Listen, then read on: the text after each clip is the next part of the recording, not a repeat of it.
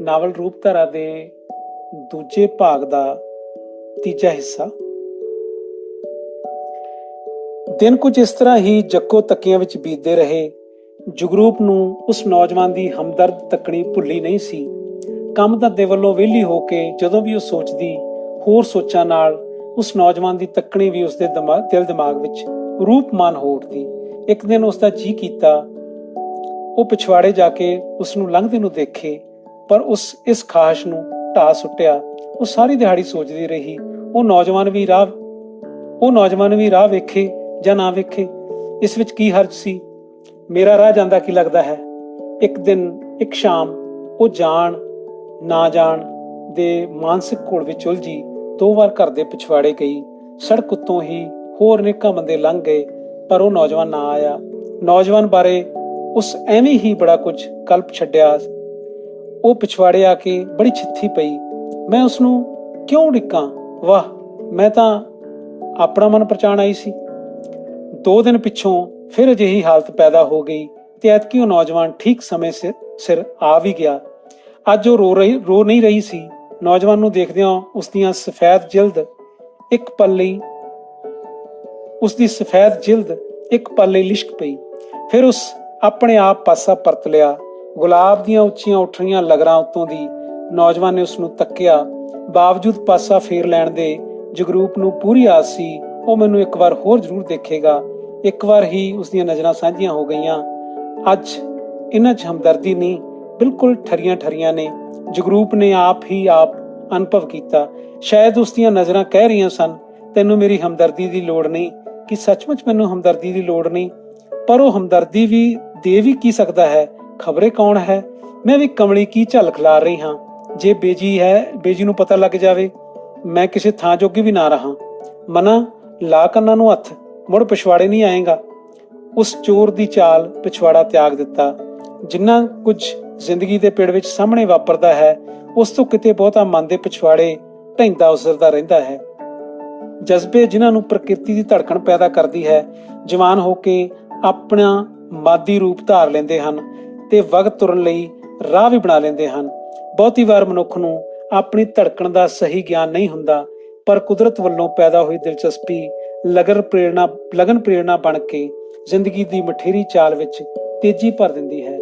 ਜਗਰੂਪ ਨੂੰ ਭਾਵੇਂ ਆਪਣੀ ਹਸਤੀ ਦਾ ਗਿਆਨ ਨਹੀਂ ਸੀ, ਪਰ ਉਸ ਦੀ ਹੋਂਦ ਵਿੱਚ ਤਬਦੀਲੀ ਦੇ ਚਿੰਨ੍ਹ ਬਸੰਤ ਦੇ ਦਿਨਾਂ ਵਿੱਚ ਅੰਗੜਾਈਆਂ ਭਰ ਰਹੇ ਸਨ।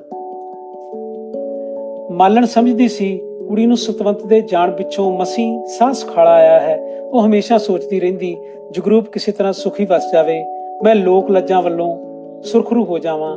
ਲੰਘਦੇ ਨੌਜਵਾਨ ਨੇ ਕਿਸੇ ਤਰ੍ਹਾਂ ਦੀ ਵੀ ਹੋਛੀ ਹਰਕਤ ਨਹੀਂ ਕੀਤੀ ਸੀ। ਉਹ ਆਉਂਦਾ ਤੇ ਖਾਮੋਸ਼ ਤੱਕਦਾ ਲੰਘ ਜਾਂਦਾ। ਜਗਰੂਪ ਸਾਰੀ ਦਿਹਾੜੀ ਆਪਣੇ ਮਨ ਦੇ ਆਖੇ 'ਚ ਰਹਿਣ ਦੀ ਪ੍ਰਤਿੱਗਿਆ ਕਰਦੀ, ਪਰ ਸ਼ਾਮ ਪੈਂਦਿਆਂ ਹੀ ਉਸਦੇ ਜਜ਼ਬੇ ਵਿੱਚ ਬਗਾਵਤ ਪੈਦਾ ਹੋ ਜਾਂਦੀ। ਨੌਜਵਾਨ ਵੀ ਗੁਲਾਬ ਦੀ ਵਾੜ ਦੇ ਅੱਗੋਂ ਹੋ ਕੇ ਲੰਘਣ ਲੱਗ ਪਿਆ। ਇੱਕ ਸ਼ਾਮ ਜ਼ਿਲ੍ਹੇਦਾਰ ਨੇ ਮਾਲਣ ਨੂੰ ਫਿਰ ਬੁਰਾ ਭਲਾ ਆਖਿਆ। ਬੇਜੀ ਨੂੰ ਰੋਂਦੀ ਵੇਖ ਜਗਰੂਪ ਬਹੁਤ ਹੀ ਉਦਾਸ ਪੈ ਗਈ ਅਤੇ ਜੀ ਭਿਆਣੇ ਕੁਆਟਰ ਦੇ ਪਿਛਵਾੜੇ ਫਿਰਨ ਲੱਗ ਪਈ। ਉਸਦੇ ਦਿਲ ਦਿਮਾਗ ਦਾ ਧੀਰਜ ਟੋਟੇ ਹੋਇਆ ਪਿਆ ਸੀ। ਗੁਲਾਬ ਨੂੰ ਡੋਟੀਆਂ ਨਿਕਲ ਆਈਆਂ ਸਨ। ਅੱਜ ਉਸਨੂੰ ਨੌਜਵਾਨ ਦੀ ਬਿਲਕੁਲ ਉਡੀਕ ਨਹੀਂ ਸੀ। ਉਹ ਆਇਆ ਤੇ ਨਿੱਤ ਵਾਂਗ ਵੇਖਦਾ ਲੰਘ ਗਿਆ। ਜਗਰੂਪ ਨੇ ਉਸਨੂੰ ਅੱਖ ਪੁੱਟ ਕੇ ਵੀ ਨਾ ਦੇਖਿਆ, ਜਿਵੇਂ ਉਸਦੇ ਦਰਦ ਗਮ ਦਾ ਕੋਈ ਸਾਂਝੀ ਵੱਲ ਨਹੀਂ ਬਣ ਸਕਦਾ ਸੀ। ਅਗਲੇ ਦਿਨ ਨੌਜਵਾਨ ਨੇ ਗੁਲਾਬ ਦੀ ਵਾੜ ਉੱਤੇ ਜੇਰਾ ਕਰਕੇ ਇੱਕ ਚਿੱਠੀ ਵਗਾ ਮਾਰੀ ਤੇ ਸਾਊਆਂ ਵਾਂਗ ਸ਼ਾਂਤ ਅਗਾਂਹ ਲੰਘ ਗਿਆ। ਉਸ ਭੌਂਕੇ ਪਿਛਾਂ ਵੀ ਨਾ ਦੇਖਿਆ। ਚਿੱਠੀ ਡਿੱਗਦਿਆਂ ਸਾਰ ਜਗਰੂਪ ਘਬਰਾ ਗਈ। ਉਹ ਆਲੇ ਦੁਆਲੇ ਚੋਰਾਂ ਵਾਂਗ ਦੇਖਿਆ। ਕਨਾਲ ਕਲੋਨੀ ਦੇ ਸੁਨਸਾਨ ਕੋਨੇ ਵਿੱਚ ਉਸਨੂੰ ਕਿਸੇ ਨਹੀਂ ਵੇਖਿਆ ਸੀ। ਫਿਰ ਵੀ ਉਸਨੂੰ ਨੌਜਵਾਨ ਤੇ ਗੁੱਸਾ ਚੜ ਆਇਆ। ਇਹ ਕੌਣ ਹੁੰਦਾ ਸੀ ਮੈਨੂੰ ਚਿੱਠੀ ਸੁੱਟਣ ਵਾਲਾ? ਕੱਲ ਨੂੰ ਲੰਘ ਲੈਣ ਦੇ। ਉਹ ਚਿੱਠੀ ਚਪੜੀ ਨਾਲ ਮਲ ਸੁੱਟੀ। ਕਸੂਰ ਮੇਰਾ ਹੈ, ਮੈਂ ਸ਼ਾਮ ਨੂੰ ਇੱਥੇ ਕਿਉਂ ਆਉਂਦੀ ਹਾਂ? ਮੈਂ ਚਿੱਠੀ ਬੇਜੀ ਦੇ ਹਵਾਲੇ ਨਾ ਕਰ ਦੇਵਾਂ। ਉਹ ਝੁੱਕ ਕੇ ਮਿੱਟੀ ਲੱਗੇ ਕਾਗਜ਼ ਨੂੰ ਚੁੱਕ ਲਿਆ। ਉਸ ਕੀ ਲਿਖਿਆ ਹੋਵੇ, ਖਬਰੇ ਕੀ ਉਲਝੂਲ ਹੋਵੇ। ਮੈਂ ਬੇਜੀ ਨੂੰ ਕੀ ਆਖਾਂਗੀ? ਉਹ ਕਾਲੀ ਕਾਲੀ ਚਿੱਠੀ ਦੀਆਂ ਤਹਿਆਂ ਖੋਲੀਆਂ। ਉਸਦੀ ਧੜਕਣ ਹਰ ਪਲ ਇੰਨੀ ਤੇਜ਼ ਹੁੰਦੀ ਜਾ ਰਹੀ ਸੀ ਕਿ ਸਾਹ ਲੈਣਾ ਔਖਾ ਹੋ ਰਿਹਾ ਸੀ। ਕੇਵਲ 2 ਲਾਈਨਾਂ ਉਸ ਪੜ੍ਹਨਾ ਸ਼ੁਰੂ ਕੀਤਾ। ਤੈਨੂੰ ਕੋਈ ਦੁੱਖ ਹੈ? ਜੇ ਤੂੰ ਦੱਸ ਦੇਵੇਂ, ਮੈਂ ਜਾਨ ਵਾਰ ਦੇਵਾਂ। ਜਾਨ ਵਾਰ ਕੇ ਦੂਰ ਕਰਨ ਦਾ ਯਤਨ ਕਰਾਂਗਾ। ਕੋਈ ਨਾਂ ਨਹੀਂ ਸੀ, ਨਾ ਹੀ ਉਸ ਪਿਆਰੇ ਦੇ, ਨਾ ਹੀ ਉਸ ਪਿਆਰੇ ਤੇ ਸਤਿਕਾਰਯੋਗ ਸ਼ਬਦਾਂ ਨਾਲ ਸੰਬੋਧਨ ਕੀਤਾ ਸੀ। ਇਹ ਕਿਹੋ ਜਿਹਾ ਨੌਜਵਾਨ ਹੈ ਜਿਹੜਾ ਮੇਰੇ ਅਗਾਮ ਲਈ ਜਾਣ ਵਾਰਨ ਨੂੰ ਤਿਆਰ ਹੈ? ਉਸ ਨੂੰ ਕਿਸ ਦੱਸਿਆ ਹੈ ਕਿ ਮੈਂ ਦੁਖੀ ਹਾਂ? ਭਾਵੇਂ ਉਹ ਮੇਰੇ ਚਿਹਰੇ ਤੋਂ ਅਨੁਮਾਨ ਲਾ ਲਿਆ ਹੈ, ਪਰ ਮੈਂ ਇਹ ਚਿੱਠੀ ਬੇਜੀ ਨੂੰ ਬਿਲਕੁਲ ਨਹੀਂ ਦੇ ਸਕਦੀ। ਫਿਰ ਇੱਕਦਮ ਘਬਰਾ ਕੇ ਇੱਕਦਮ ਮੁਸਕਰਾ ਪਈ ਤੇ ਮੁਸਕਾਨ ਨੇ ਸਾਰੇ ਚਿਹਰੇ ਨੂੰ ਘੇਰਾ ਪਾ ਲਿਆ। ਬੇਸ਼ੱਕ ਲੰਘਦਾ ਨੌਜਵਾਨ ਉਸ ਦਾ ਰੱਤੀ ਪਰ ਦੁੱਖ ਦੂਰ ਨਹੀਂ ਸੀ ਕਰ ਸਕਦਾ, ਪਰ ਜਗਰੂਪ ਨੂੰ ਬੇਜੀ ਤੋਂ ਬਿਨਾਂ ਇਸ ਚੰਦਰੀ ਦੁਨੀਆ ਵਿੱਚ ਇੱਕ ਹਮਦਰਦ ਦਿਲ ਜ਼ਰੂਰ ਦਿਸ ਪਿਆ ਸੀ। ਹੋਰ ਕੁਝ ਨਾ ਸਹੀ, ਉਹ ਮੇਰੇ ਲਈ ਹਾਂ ਦਾ ਨਾਅਰਾ ਤਾਂ ਮਾਰਦਾ ਹੈ ਨਾ। ਬਾਵਜੂਦ ਗਿਲੇ ਸ਼ਿਕਵਿਆਂ ਦੇ ਬਹਾਰ ਦੀ ਇੰਤਜ਼ਾਰ ਵਾਤਾਵਰਨ ਨੂੰ ਨਿਤ ਨਵੇਂ ਰੰਗ ਰੂਪ ਵਿੱਚ ਨਿਖਾਰਦੀ ਤੇ ਹਸੀਨ ਬਣਾਈ ਜਾ ਰਹੀ ਸੀ। ਇਹਨਾਂ ਦਿਨਾਂ ਵਿੱਚ ਹੀ ਮਿਲਟਰੀ ਅਤੇ ਕਾਲਜ ਜਾਣ ਵਾਲਿਆਂ ਵਿਚਕਾਰ ਹਾਕੀ ਦਾ ਮੈਚ ਪੈ ਗਿਆ। ਇਸ ਮੈਚ ਦੀ ਸਾਰੇ ਸ਼ਹਿਰ ਤੇ ਛਾਉਣੀ ਵਿੱਚ ਬੜੀ ਪਬਲਿਸਿਟੀ ਕੀਤੀ ਗਈ। ਹੋਰਨਾਂ ਵੀ ਦੇਖਾ ਦੇਖੀ ਕਰਨਾਲ ਕਲੋਨੀ ਦੀਆਂ ਜਨਾਨੀਆਂ ਦਾ ਜੱਥਾ ਵੀ ਮੈਚ ਵੇਖਣ ਲਈ ਤੁਰ ਪਿਆ। ਮਾਲਣ ਨੇ ਜਗਰੂਪ ਨੂੰ ਵੀ ਤਿਆਰ ਕਰ ਲਿਆ। 6-7 ਜਨਾਨੀਆਂ ਦੇ ਜੱਥੇ ਦੀ ਅਗਵਾਈ ਮਾਲਣ ਹੀ ਵੱਡੀ ਹੋਣ ਦੀ ਹੈਸੀਅਤ ਵਿੱਚ ਕਰ ਰਹੀ ਸੀ। ਬਹਾਰ ਦੀ ਇੱਕ ਸ਼ਾਮ ਬੜੀ ਰਮਣੀਕ ਸੀ। ਸਾਫ਼ ਸੁਥਰਾ ਲਾਜਵਰੀ ਆਸਮਾਨ ਚੁੱਕ ਦਰਖਤਾਂ ਦੀਆਂ ਟੀਸੀਆਂ ਚੁੰਮ ਰਿਹਾ ਸੀ। ਖੂਬਸੂਰਤ ਬੱਚੇ ਸੜਕ ਦੀਆਂ ਬੱਤੀਆਂ ਦੇ ਨਿਸ਼ਾਨੇ ਫੁੰਡ ਰਹੇ ਸਨ। ਹੁਣੇ ਮਿਊਨਿਸਪੈਲਿਟੀ ਦੀ ਪਾਣੀ ਵਾਲੀ ਲਾਰੀ ਸੜਕ ਦੀ ਧੂੜ ਨੂੰ ਸੌ ਜਾਣ ਲਈ ਥਾਪੜੀ ਦੇ ਗਈ ਸੀ ਤੇ ਗਿੱਲੀ ਮਿੱਟੀ ਦੀ ਸੁਗੰਧ ਰੂਹਾਂ ਨੂੰ ਖੇੜਾ ਦੇ ਰਹੀ ਸੀ। ਹੈਰਨ ਪਾਰਕ ਨੂੰ ਟੋਲੀਆਂ ਦੀਆਂ ਟੋਲੀਆਂ ਮੈਚ ਦੇਖਣ ਲਈ ਜਾ ਰਹੀਆਂ ਸਨ। ਮਿਲਟਰੀ ਦੇ ਸਾਊ ਨੌਜਵਾਨਾਂ ਨੇ ਔਰਤਾਂ ਲਈ ਕੁਝ ਬੈਂਚਾਂ ਖਾਲੀ ਕਰ ਦਿੱਤੀਆਂ। ਕਾਲਜ ਦੇ ਸ਼ੈਤਾਨ ਮੁੰਡੇ ਜਨਾਨੀਆਂ ਕੋਲ ਮੱਲੋ ਮੱਲੀ ਥਾਵਾਂ ਮੱਲ ਰਹੇ ਸਨ। ਵਲੰਟੀਅਰ ਆ ਕੇ ਉਹਨਾਂ ਨੂੰ ਉਠਾ ਜਾਂਦੇ। ਉਹ ਇੱਧਰ ਉੱਧਰ ਭੌਂ ਫਿਰ ਕੇ ਘਾਹ ਤੇ ਲੱਤਾਂ ਲਮਿਆਰ ਪੈ ਜਾਂਦੇ। ਕਾਲਜ ਦੀ ਟੀਮ ਦੀਆਂ ਚਿੱਟੀਆਂ ਨਿੱਕਰਾਂ ਉੱਤੇ ਲਾਲ ਪੱਟੀਆਂ ਦਰਸ਼ਕਾਂ ਦੀਆਂ ਅੱਖਾਂ ਵਿੱਚ ਚਮਕ ਪੈਦਾ ਕਰ ਰਹੀਆਂ ਸਨ। ਮਿਲਟਰੀ ਵਾਲਿਆਂ ਦੀਆਂ ਗੂੜੀਆਂ ਹਰੀਆਂ ਪੱਟੀਆਂ ਸਨ। ਬਹਾਰ ਦੀ ਇਸ ਹਰਿਆਲੀ ਤੇ ਲਾਲੀ ਵਿੱਚ ਮੁਕਾਬਲਾ ਬੜਾ ਸਖਤ ਸੀ। ਤੁਰਨ ਵੇਲੇ ਤੋਂ ਹੀ ਜਗਰੂਪ ਦੀ ਛਾਤੀ ਵਿੱਚ ਇੱਕ ਝੱਖੜ ਉੱਠ ਖਲੋਤਾ ਸੀ। ਕਈ ਦਿਨਾਂ ਤੋਂ ਉਸ ਨੌਜਵਾਨ ਨੂੰ ਨਹੀਂ ਦੇਖਿਆ ਸੀ। ਅੱਜ ਉਸ ਦਾ ਮਨ ਪੂਰੇ ਵਿਸ਼ਵਾਸ ਨਾਲ ਕਹਿ ਰਿਹਾ ਸੀ ਕਿ ਉਹ ਇਸ ਮੈਚ ਤੇ ਜ਼ਰੂਰ ਆਵੇਗਾ। ਪਹੁੰਚਦਿਆਂ ਹੀ ਉਸ ਦੀਆਂ ਕਾਲੀਆਂ ਨਜ਼ਰਾਂ ਨੇ ਹੈਰਨ ਪਾਰਕ ਦਾ ਕੋਨਾ ਛਾਣ ਮਾਰਿਆ, ਪਰ ਉਹ ਉਸ ਨੂੰ ਕਿਸੇ ਕਤਾਰ ਵਿੱਚ ਖਲੋਤਾ ਨਾ ਦਿਸਿਆ। ਖੇਲ ਹਾਲੇ ਸ਼ੁਰੂ ਨਹੀਂ ਹੋਈ ਸੀ। ਦੋਵੇਂ ਧਿਰਾਂ ਆਪਣੀ ਬਾਲ ਨਾਲ ਹੱਥ ਸਿੱਧੇ ਕਰ ਰਹੀਆਂ ਸਨ। ਇੱਕ ਕਾਲਜੀਟ ਖਿਲਾੜੀ ਨੇ ਜਾਣ ਕੇ ਜਨਾਨੀਆਂ ਵੱਲ ਹਿੱਟ ਮਾਰੀ। ਬਾਲ ਸਿੱਧੀ ਜਗਰੂਪ ਹੋਰਾਂ ਵੱਲ ਸ਼ੂਟ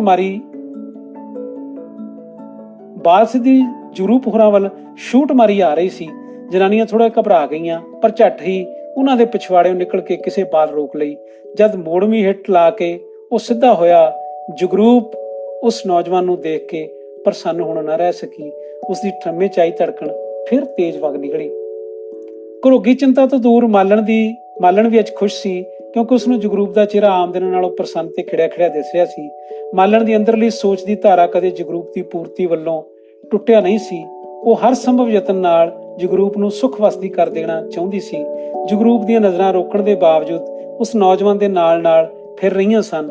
ਜ਼ੋਰ ਨਾਲ ਵੱਜੀ ਵਿਸਲ ਨੇ ਨੌਜਵਾਨ ਤੇ ਉਸ ਦੀਆਂ ਸਾਥਣਾਂ ਨੂੰ ਚੁਕੰਨਿਆ ਕਰ ਦਿੱਤਾ। ਸਾਰੇ ਖਿਲਾੜੀਆਂ ਆਪਣੀਆਂ ਥਾਵਾਂ ਮੱਲ ਲਈਆਂ। ਉਹ ਨੌਜਵਾਨ ਦੂਜੇ ਪਾਸੇ ਬਾਹਰਲਾ ਫਾਰਵਰਡ ਚਲਿਆ ਗਿਆ। ਖੇਲ ਸ਼ੁਰੂ ਹੋ ਚੁੱਕੀ ਸੀ। ਦੋਹਾਂ ਧਿਰਾਂ ਦੀ ਚੁਸਤੀ ਹਰਕਤ ਵਿੱਚ ਆ ਗਈ। ਇੱਕ ਦੂਜੇ ਤੋਂ ਬਾਲ ਖਿੱਚਣ ਤੇ ਬਚਾਉਣ ਵਿੱਚ ਕਾਲਜਿਟ ਮੁੰਡੇ ਬੜੇ ਫਰਤੀਲੇ ਸਨ। ਕਝਾਣੀਆਂ ਤੇ ਲਿੱਚੀਆਂ ਮਾਰਨ ਵਿੱਚ ਉਹ ਮਾਹਰ ਸਨ। ਪਰ ਮਿਲਟਰੀ ਵਾਲਿਆਂ ਦਾ ਡਿਫੈਂਸ ਬਹੁਤ ਮਜ਼ਬੂਤ ਸੀ। ਖਾਸ ਕਰ ਮਿਲਟਰੀ ਵਾਲਿਆਂ ਦੇ ਫੁੱਲ ਬੈਕ ਚੀਂਦੀ ਦੀਵਾਰ ਬਣੇ ਹੋਏ ਸਨ। ਜਗਰੂਪ ਦੀਆਂ ਨਜ਼ਰਾਂ ਭਰੇ ਅਤੇ ਨਾਅਰੇ ਦਿੰਦੇ ਮੇਲੇ ਚੋਂ ਕਿਸੇ ਨੂੰ ਨਹੀਂ ਸੀ ਦੇਖ ਰਹੀਆਂ, ਸਿਵਾਏ ਉਸ ਨੌਜਵਾਨ ਦੇ। ਜਦ ਦੂਜੀ ਵਾਰ ਬਾਲ ਉਸ ਨੌਜਵਾਨ ਦੇ ਹੱਥ ਆਈ, ਉਹ ਵਿਰੋਧੀ ਤੋਂ ਬਾਲ ਟਪਾ ਕੇ ਅੱਗੇ ਵਧਾਉਣ ਲੱਗਾ। ਉਸ ਦੀ ਵੱਖੀ ਤੇ ਕਾਲਜੀਟ ਦਰਸ਼ਕਾਂ ਸ਼ਾਬਾਸ਼ ਕੇਸਰ ਸ਼ਾਬਾਸ਼ ਪੁਕਾਰਨਾ ਸ਼ੁਰੂ ਕਰ ਦਿੱਤਾ। ਜਗਰੂਪ ਨੂੰ ਇਹ ਨਾਂ ਸੁਣ ਕੇ ਨਵਾਂ ਰੂਪ ਚੜ ਆਇਆ। ਉਸ ਦਾ ਆਪਾ ਅੰਤਰ ਆਤਮਾ ਆ ਗਿਆ। ਉਹ ਮੁਸਕਰਾ ਕੇ ਹੋਰ ਵੀ ਹਸੀਨ ਹੋ ਗਈ। ਅਚੇਤ ਹੀ ਉਸਦੇ ਬੁੱਲਾਂ ਤੇ ਕੇਸਰ ਦਾ ਨਾਂ ਕਿਰ ਗਿਆ ਤੇ ਉਹ ਅਚੰਭੇ ਵਿੱਚ ਆ ਗਈ, ਜਿਵੇਂ ਸਾਥਣਾਂ ਨੇ ਸੁਣ ਲਿਆ ਹੋਵੇ। ਜਦ ਉਸ ਪ੍ਰਸੰਨ ਤੇ ਖੁੱਲੇ ਮੂੰਹ ਨਾਲ ਆਲੇ ਦੁਆਲੇ ਤੱਕ ਕੇ ਤਸੱਲੀ ਕੀਤੀ, ਉਸ ਵਿੱਚ ਇੱਕ ਗੌਰਵ ਜਾਗ ਪਿਆ, ਜਿਹੜਾ ਬਹੁਤੀ ਵਾਰ ਇੱਕ ਕੁੜੀ ਨੂੰ ਪੂਰਨ ਔਰਤ ਦਾ ਰੰਗਲਾ ਅਹਿਸਾਸ ਦੇ ਜਾਂਦਾ ਹੈ। ਕੇਸਰ 2 ਵਾਰ ਬਾਲ ਡੀ ਵਿੱਚ ਲੈ ਜਾਣ ਵਿੱਚ ਕਾਮਯਾਬ ਹੋ ਗਿਆ। पर उसके साथी बराबर दौड़ के दिते पास ना ਸਾਂਭ ਸਕੇ ਤੇ ਦੋਵੇਂ ਵਾਰ ਫੌਜੀ ਨੇ ਫੁੱਲ ਬੈਕ ਨੂੰ ਪਛਾੜ ਸੁੱਟਿਆ। ਖੇਡ ਦਵੱਲੀ ਮੁਕਾਬਲੇ ਦੀ ਹੋ ਰਹੀ ਸੀ। ਜਦ ਕਾਲਜ ਵਾਲਿਆਂ ਦਾ ਥੋੜਾ ਪੱਲਾ ਭਾਰੀ ਹੁੰਦਾ, ਉਹ ਥੋੜਾ ਹੁੱਲੜ ਪੈਦਾ ਕਰਨ ਲੱਗ ਜਾਂਦੇ। ਕੁਝ ਗੋਰੇ ਅਫਸਰ ਕੁਰਸੀਆਂ ਉੱਤੇ ਬੈਠੇ ਉਹਨਾਂ ਦਾ ਰੌਲਾ ਸੁਣ ਕੇ ਹੱਸ ਪੈਂਦੇ। ਹਾਫ ਟਾਈਮ ਤੱਕ ਦੋਵੇਂ ਧਿਰਾਂ ਬਰਾਬਰ ਤੁਲੀਆਂ ਹੋਈਆਂ ਸਨ। ਕਿਸੇ ਸਿਰ ਵੀ ਗੋਲ ਨਾ ਹੋਇਆ। ਦੇਖਣ ਵਾਲੇ ਨੂੰ ਬੜਾ ਸਵਾਦ ਆ ਰਿਹਾ ਸੀ, ਕਿਉਂਕਿ ਖੇਡ ਇੱਕ ਤਰ੍ਹਾਂ ਅੜ ਗਈ ਸੀ। ਕੇਸਰ ਆਪਣੀ ਦੌੜ ਤੇ ਸੁਥਰੀ ਖੇਡ ਕਾਰਨ ਦਰਸ਼ਕਾਂ ਦੀਆਂ ਨਜ਼ਰਾਂ ਵਿੱਚ ਚੜ ਗਿਆ ਸੀ। ਹੁਣ ਜੋ ਵੀ ਜਾਣਦਾ ਸੀ ਕਿ ਅੱਜ ਹਜ਼ਾਰਾਂ ਅੱਖਾਂ ਵਿੱਚੋਂ 2 ਹਰਨੋਟੀਆਂ ਸਿਰਫ ਮੈਨੂੰ ਹੀ ਵੇਖਣ ਆਈਆਂ ਹਨ। ਉਸਦੇ ਮਨ ਦੀ ਜ਼ਬਰਦਸਤ ਖਾਹਿਸ਼ ਸੀ ਕਿ ਉਹ ਅੱਜ ਆਪਣੇ ਇਰਾਦੇ ਵਾਂਗ ਸਾਕਾਰ ਹੋ ਜਾਵੇ। ਉਸਦੇ ਫੁਰਤੀਲੇ ਤੇ ਕਠੀਲੇ ਅੰਗ ਉਸਦੀ ਭਾਵਨਾ ਨੂੰ ਪੂਰਨ ਵਫਾ ਦੇ ਰਹੇ ਸਨ। ਦਮ ਮਾਰਨ ਪਿੱਛੋਂ ਖੇਲ ਫਿਰ ਸ਼ੁਰੂ ਹੋ ਗਈ। ਹੁਣ ਕੇਸਰ ਦੌੜਦਾ ਹੋਇਆ ਜਗਰੂਪ ਤੋਂ 5-7 ਕਦਮਾਂ ਦੀ ਵਿੱਥ ਤੇ ਇੱਧਰ ਉੱਧਰ ਲੰਘ ਰਿਹਾ ਸੀ। ਕੇਸਰ ਨੇ ਇੱਕ ਵਾਰ ਬਾਲ ਫਿਰ ਡੀ ਵਿੱਚ ਪਹੁੰਚਾ ਦਿੱਤੀ ਤੇ ਉਸਦੇ ਸਾਥੀ ਤੋਂ ਫੌਜੀ ਨੇ ਬਾਲ ਖੋਹ ਲਈ ਤੇ ਨਤੀਜਾ ਮੁੜ 0 ਹੋ ਗਿਆ। ਫੌਜੀ ਫੁੱਲਬੈਕ ਇੱਕ ਚਟਾਨ ਸਨ, ਜਿਨ੍ਹਾਂ ਨਾਲ ਕੇਸਰ ਤੇ ਉਸਦੇ ਸਾਥੀਆਂ ਦੀ ਜਦੋਜਹਿਦ ਲਹਿਰਾਂ ਵਾਂਗ ਟਕਰਾ ਕੇ ਪਿਛਾਂਹ ਪਰਤਣ ਲਈ ਮਜਬੂਰ ਹੋ ਜਾਂਦੀ ਸੀ। ਬਾਲ ਉਲਟ ਸੰਮਤ ਭੌਂ ਗਈ।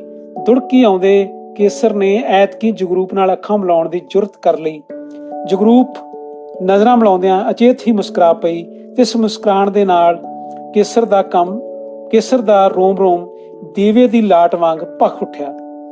ਮਾਲਣ ਜਗਰੂਪ ਦੇ ਸੱਜੇ ਹੱਥ ਬੈਠੀ ਸੀ। ਉਸਦਾ ਧਿਆਨ ਪਿਛਾਂਹ ਪਰਤੀ ਬਾਲ ਵੱਲ ਸੀ।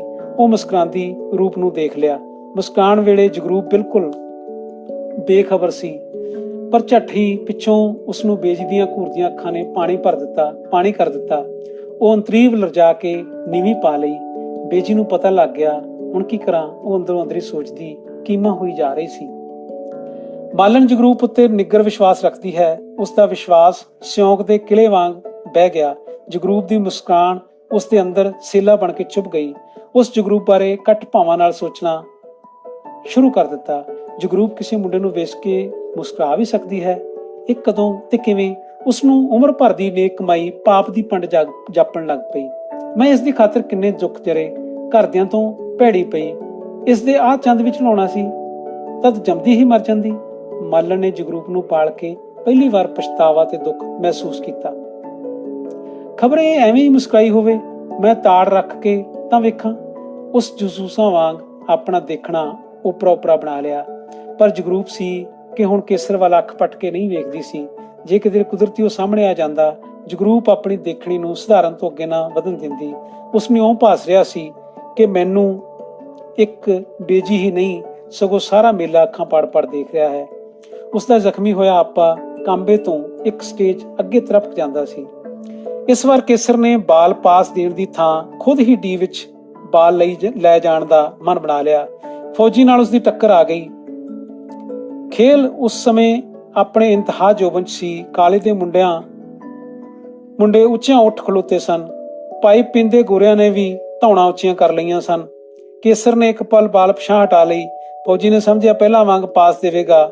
ਉਹ ਪਾਸ ਰੋਕਣ ਲਈ 2 ਕਦਮ ਅੱਗੇ ਹੋ ਗਿਆ, ਪਰ ਕੇਸਰ ਬਾਲ ਹੇਠਾਂ ਦੀ ਲੰਘਾ ਕੇ ਫੌਜੀ ਨੂੰ ਕੱਟ ਗਿਆ। ਲਹਿਰ ਉੱਚੀ ਉੱਠਦੀ ਚਟਾਨ ਦੇ ਸਿਰ ਤੋਂ ਦੀ ਲੰਘ ਗਈ। ਡੀ 'ਚ ਪੈਰ ਰੱਖਦਿਆਂ ਹੀ ਕੇਸਰ ਨੇ ਜ਼ੋਰ ਦੀ ਹਿੱਟ ਮਾਰ ਦਿੱਤੀ। ਉੱਚੀਆਂ ਬਾਹਾਂ ਨਾਲ ਇੱਕ ਵਾਰ ਹੀ ਗੋਲ ਦਾ ਨਾਅਰਾ ਗੂੰਜ ਗਿਆ, ਪਰ ਫੌਜੀਆਂ ਦੇ ਮੋਟੇ ਗੋਲਕੀਪਰ ਨੇ ਆਪਣਾ ਆਪ ਪੁੰਜੇ ਸੁੱਟ ਕੇ ਗੋਲ ਹੋਣੋਂ ਬਚਾ ਲਿਆ। ਖੁਸ਼ੀ ਦੀ ਲਹਿਰ ਮੱਠੀ ਪੈ ਗਈ। ਕੇਸਰ ਜਗਰੂਪ ਵੱਲ ਵਧਦਿਆਂ ਆਪੂ ਮੁਸਕਰਾ ਕੇ ਪ੍ਰਸ਼ੰਸਾ ਮੰਗੀ, ਪਰ ਜਗਰੂਪ ਦੀ ਨਾ ਵੇਖਦੀ ਸਧਾਰਨ ਹਾਲਤ ਨੇ ਉਸ ਦੀ ਚਾਲ ਵਿੱਚ ਉਖੜਾ ਲੈ ਆਂਦਾ। ਉਸਦਾ ਦਿਲ ਬੂੰਦ ਕੱਟਿਆ ਗਿਆ। ਥੋੜੇ ਮਿੰਟਾਂ ਪਿੱਛੋਂ ਰੈਫਰੀ ਨੇ ਲੰਮੀ ਵਿਸਲ ਮਾਰਦਿਆਂ ਖੇਲ ਰੋਕ ਦਿੱਤੀ। 5 ਮਿੰਟ ਦੀ ਰੈਸਟ ਪਿੱਛੋਂ 10 ਮਿੰਟ ਖੇਲਣ ਲਈ ਹੋਰ ਦਿੱਤੇ ਗਏ ਤਾਂ ਕਿ ਹਾਰ ਜਿੱਤ ਹੋ ਜਾਵੇ, ਪਰ ਮੈਚ ਜਿਉਂਦਾ ਤਿਉਂ ਅੜਿਆ ਰਿਹਾ ਤੇ ਮਜਬੂਰ ਰੈਫਰੀ ਨੂੰ ਖੇਲ ਖਤਮ ਕਰਨੀ ਪਈ। ਆਪਣੇ ਖਿਲਾੜੀ ਦੋਸਤਾਂ ਨੂੰ ਪ੍ਰਸ਼ੰਸਾ ਦੇਣ ਲਈ ਲੋਕ ਚਫੇਰਿਓਂ ਗਰਾਊਂਡ ਵੱਲ ਵੱਧ ਤੁਰੇ। ਜਗਰੂਪ ਤੇ ਉਸਦੀਆਂ ਸਾਥਣਾਂ ਬੈਂਚ ਤੋਂ ਉੱਠ ਖਲੋਤੀਆਂ। ਮਾਲਣ ਨੇ ਸਿਆਣੀ ਹੋਣ ਦੀ ਹੈਸੀਅਤ 'ਚ ਆਖਿਆ, ਥੋੜਾ ਠਹਿਰੋ, ਮਰਦਾਂ ਨੂੰ ਜਾ ਲੈਣ ਦੀਏ। ਸਾਰੀਆਂ ਇਹ ਸਲਾਹ ਮੰਨ ਲਈ। ਉਹ ਬੈਂਚ ਕੋਲ ਹੀ ਖਲੋਤੀਆਂ ਰਹੀਆਂ। ਥੋੜ੍ਹਿਆਂ ਕਦਮਾਂ ਤੇ ਕੇਸਰ ਨੂੰ ਉਸਦੇ ਸਾਥੀ ਘੇਰੀ ਖਲੋਤੇ ਸਨ। ਉਹ ਪੈਰੋਂ ਪੈਰ ਜਨਾਨੀਆਂ ਵੱਲ ਨੂੰ ਵਧਦੇ ਆ ਰਹੇ ਸਨ। ਇੱਕ ਅੰਗਰੇਜ਼ ਜੋੜੇ ਨੇ ਉਹਨਾਂ ਨੂੰ ਆਵਾਜ਼ ਦੇ ਕੇ ਰੋਕ ਲਿਆ। ਕੋਲੋਂ ਆ ਕੇ ਅੰਗਰੇਜ਼ ਅਫਸਰ ਨੇ ਕੇਸਰ ਨੂੰ ਥਾਪੀ ਦਿੱਤੀ। Well played. ਜਵਾਨ ਫੌਜ ਮੇਂ ਆਣਾ ਮੰਗਤਾ ਹੈ? ਨਹੀਂ ਸਾਹਿਬ, ਮੈਂ ਤਾਂ ਹਾਲੇ ਪੜ੍ਹਨਾ ਹੈ। ਕੇਸਰ ਜੇਤੂ ਮਾਨ ਵਿੱਚ ਉੱਚਾ ਹੋਇਆ ਪਿਆ ਸੀ। ਜਵਾਨ ਕਮਾਂਡਰ ਬਣਾ ਲੇ, ਜਵਾਨ ਜਮਾਦਾਰ ਬਣਾ ਦੇਗਾ। ਜਮਾਦਾਰ ਇੱਕ ਅਹੁਦਾ ਹੁੰਦਾ ਸੀ ਫੌਜ ਦੇ ਵਿੱਚ, ਸਵੀਪਰ ਨਹੀਂ, ਇਹ ਵੱਖਰੀ ਤਰ੍ਹਾਂ ਦਾ ਅਹੁਦਾ ਹੁੰਦਾ ਸੀ। ਨਹੀਂ ਸਾਹਿਬ, ਕੇਸਰ ਨਾਂ ਵਿੱਚ ਹੱਥ ਹਿਲਾਉਂਦਾ ਅੱਗੇ ਵੱਧ ਗਿਆ। ਉਹ ਸਾਰੇ ਖੇਲ ਵਿੱਚ ਚੰਗਾ ਰਿਹਾ ਤੇ ਹੁਣ ਉਹ ਮੜਕ ਨਾਲ ਕਦਮਾਂ ਪੁੱਟ ਰਿਹਾ ਸੀ। ਪ੍ਰਸ਼ੰਸਾ ਦੀ ਸ਼ਰਾਬ ਨਾਲ ਉਹ ਇੱਕ ਤਰ੍ਹਾਂ ਨਸ਼ਈ ਹੋਇਆ ਜਾਪਦਾ ਸੀ। ਉਸ ਕਾਟਵੀਆਂ ਨਜ਼ਰਾਂ ਨਾਲ ਜਗਰੂਪ ਨੂੰ ਆਪਣੀ ਅਹਿਮੀਅਤ ਦਾ ਅਹਿਸਾਸ ਕਰਾਉਣਾ ਚਾਹਿਆ, ਪਰ ਉੱਥੇ ਲਗਾਤਾਰ ਸੁੰਝ ਵਰਤੀ ਹੋਈ ਸੀ। ਉਸ ਨੂੰ ਇਉਂ ਜਾਪਿਆ ਜਿਵੇਂ ਭਰੀ ਸ਼ਖਸੀਅਤ ਤੇ ਸਚਿਆਰੀ ਖੇਲ ਦਾ ਕਾਣੀ ਕੌਡੀ ਮੁੱਲ ਨਹੀਂ ਪਿਆ। ਮਾਲਣ ਨੇ ਕੇਸਰ ਦੀ ਗੋਰੇ ਅਫਸਰ ਨਾਲ ਗੋਸ਼ਟੀ ਸੁਣ ਲਈ ਸੀ। ਉਸ ਕੇਸਰ ਨੂੰ ਗੱਡਵੀਆਂ ਨਜ਼ਰਾਂ ਨਾਲ ਵੇਖਿਆ, ਜਿਵੇਂ ਉਸਦੀ ਪੂਰੀ ਟੋਹ ਰਹੀ ਹੋਵੇ। ਇਸ ਵੇਲੇ ਮਾਲਣ ਦੀਆਂ ਤੱਕਾਂ ਤੋਂ ਕੋਈ ਨਤੀਜਾ ਨਹੀਂ ਕੱਢਿਆ ਜਾ ਸਕਦਾ ਸੀ ਕਿ ਉਸਦੇ ਭਾਵ ਕੀ ਚਾਹੁੰਦੇ ਹਨ। ਇਹ ਸੀ ਨਾਵਲ ਰੂਪਧਾਰਾ ਦੇ ਦੂਜੇ ਕਾਂਡ ਦਾ ਤੀਜਾ ਹਿੱਸਾ। ਇਸ ਤੋਂ ਬਾਅਦ ਆਪਾਂ ਤੀਜਾ ਕਾਂਡ ਜਿਹੜਾ ਹੈ ਉਹ ਸ਼ੁਰੂ ਕਰਾਂਗੇ।